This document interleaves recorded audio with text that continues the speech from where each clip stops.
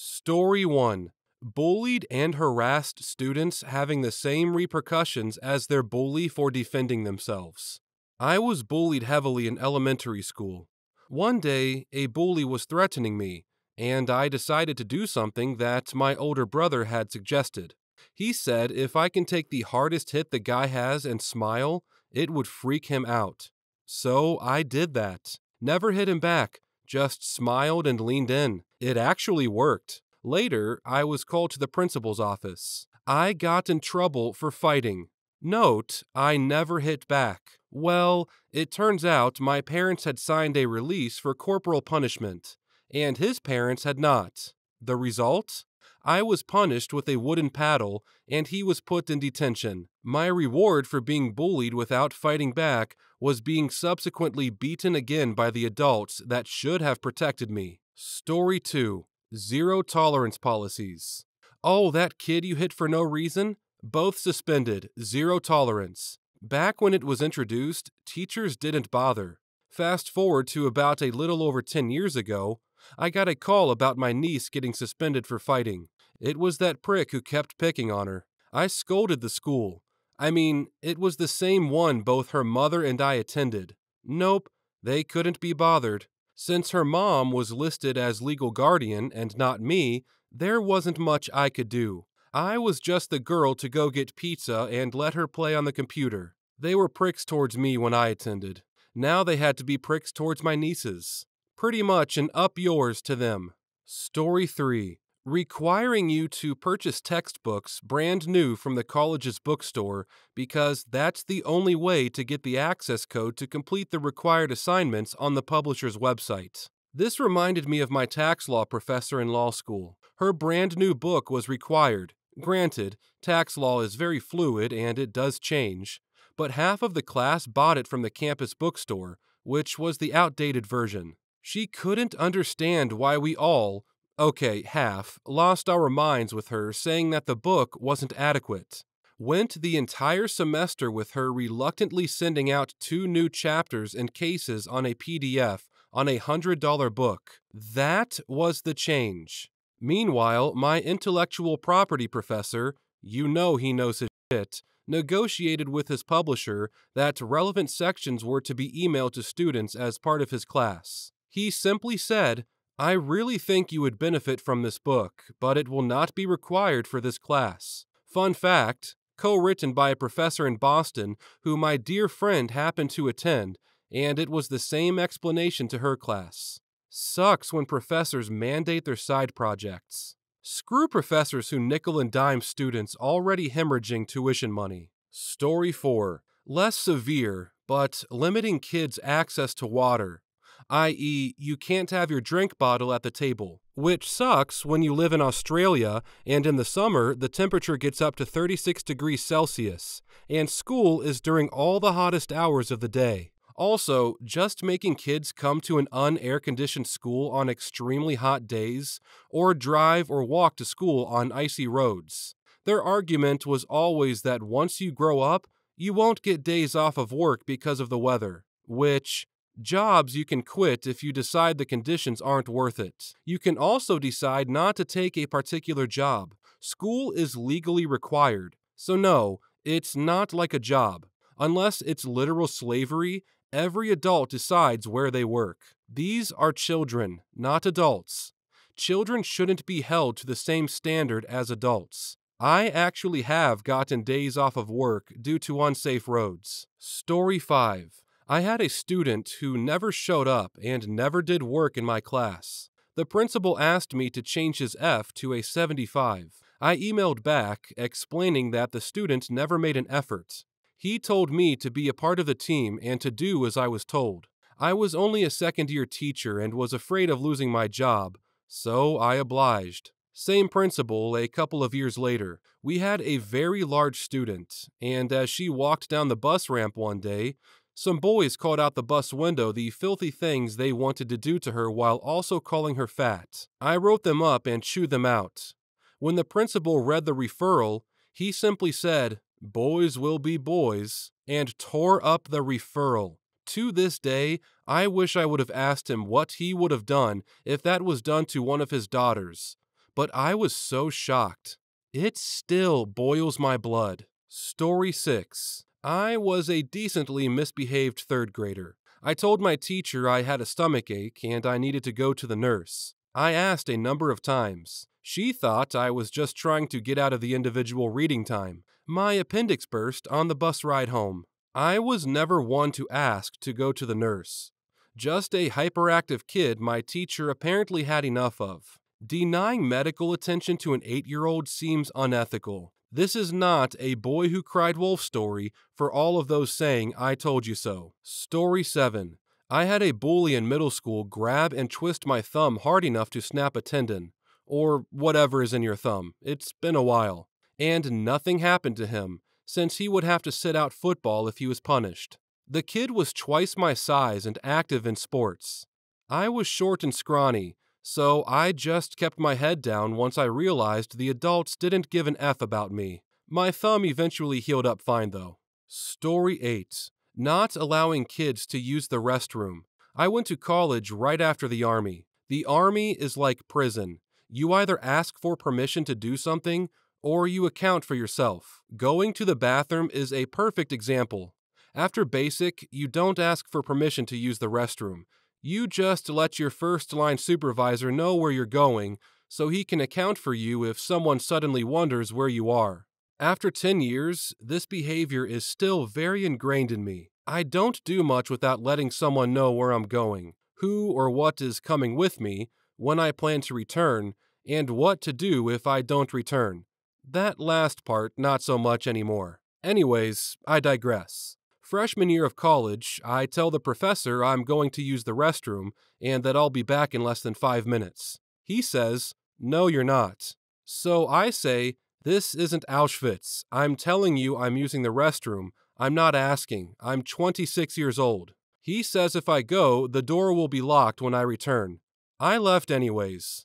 Kim. When I got back, sure enough, the door was locked. So I knocked and he ignored me. I kept knocking until another student let me in. About 2 straight minutes of knocking. He said I couldn't come in and he'd have campus police escort me out. When he picked up the phone, that was my cue to go. So I contacted the dean of the college and he said he'd speak with him and that I'd never have to ask again. I know it sounds like maybe I have an attitude problem, but this guy always gave me shit. It was a philosophy class, graduation requirement, and he accused me of being a murderer on more than one occasion and called me a dumb grunt.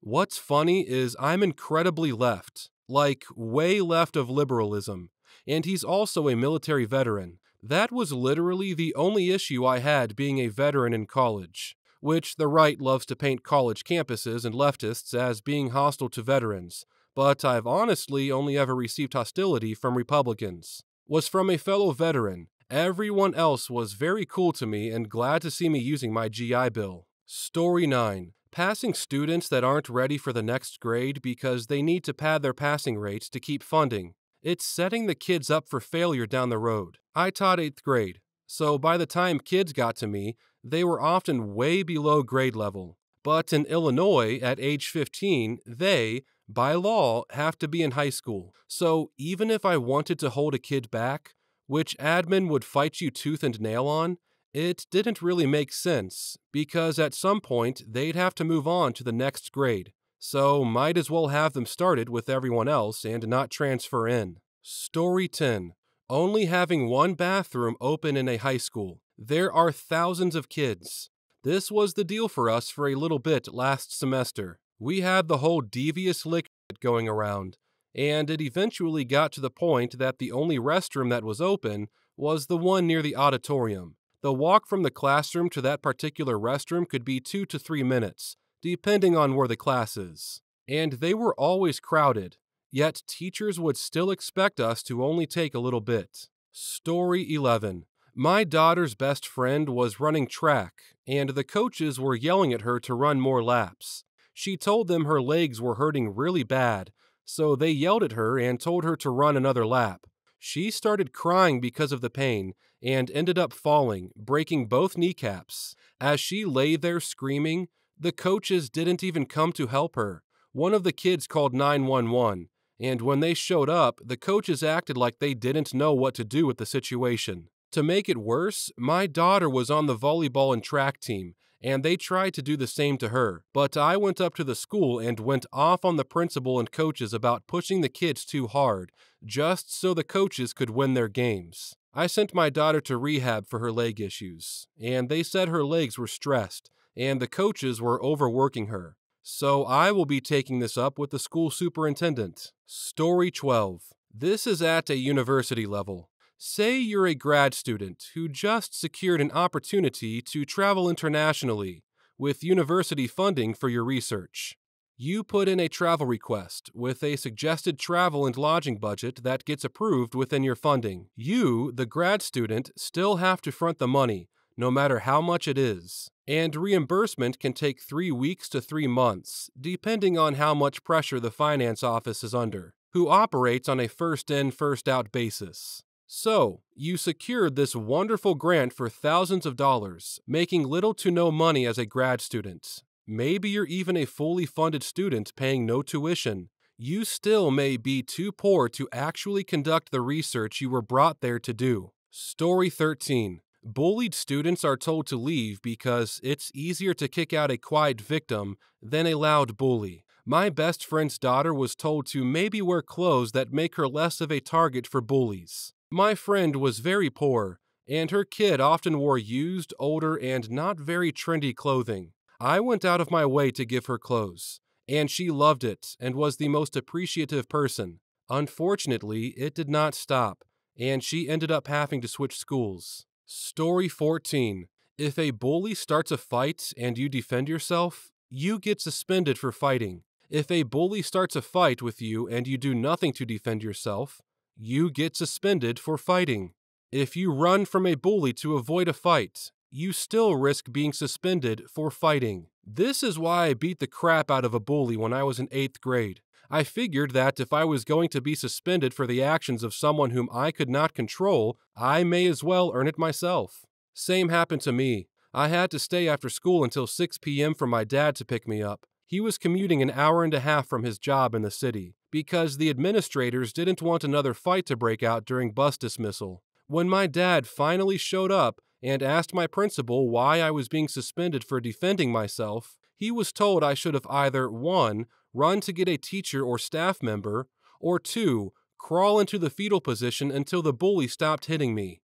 My dad got so pissed at her and said, "Well, I'm so sorry I didn't raise my daughter to be a pussy," and we got in the car and left. I really thought I was going to be in so much trouble with him, but he was proud of me and happy that I was okay and stood up for myself. He was just so angry about the response from the principal and the fact that I had to be held at school while the other girl got to take the bus home. We took different school buses as we lived in opposite towns. Story 15. Making school start at 7 a.m. and the bus route comes by your house before 6:30 a.m. So you have to get up around 5:30 to 6 a.m. every morning. Then say you have an extracurricular activity that takes at least 2 hours. But if it's a sports game, it's probably closer to at least 4 hours. Then let's say you have a test tomorrow as well as some homework, so you study and work for at least 2 hours. At this point, you have spent well over half your day doing school-related activities. If you want to get a full 8 hours of sleep, which is unlikely, that leaves you with about 2 hours of free time per day, of which a good chunk of it is probably spent eating a meal, showering, and getting ready for the next day. And people are surprised when teenagers are always tired, depressed, anxious, etc. Schools are f***ed. Story 16. When I was in school, they still could revoke bathroom breaks, and some teachers still did when they made it illegal to ban them. Additionally, in my time, for an entire year of 7th to 8th grade, I only had 1 hour of recess in my entire time because my special ed teacher felt that recess, which is mandatory by law, was a distraction, so what she would do is punish us so we couldn't do it. This caused a lot of stress and trauma, and she even prohibited bathroom breaks. Looking back, I really wish my parents sued. Story 17. Having worked in a private school for 16 years, I have so many answers for this. but I'll limit them to the following: stating in the shiny brochure given to parents that any possession or use of drugs means instant expulsion, and then allowing students caught with drugs to return after a 2-week suspension. The only kid at my former workplace who was expelled over drugs had it happen because they stole the money they used to buy them, telling students that if they defended themselves from local bullies, they'd be suspended.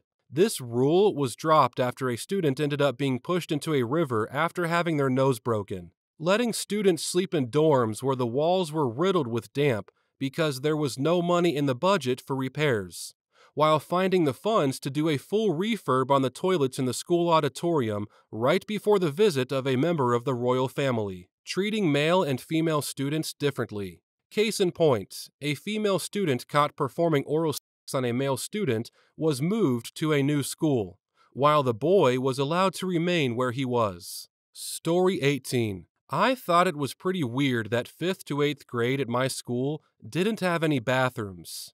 At all. Also, when I was younger, a mentally disabled kid sexually assaulted me. I screamed, and the kid started crying and told the teacher I wouldn't be his friend.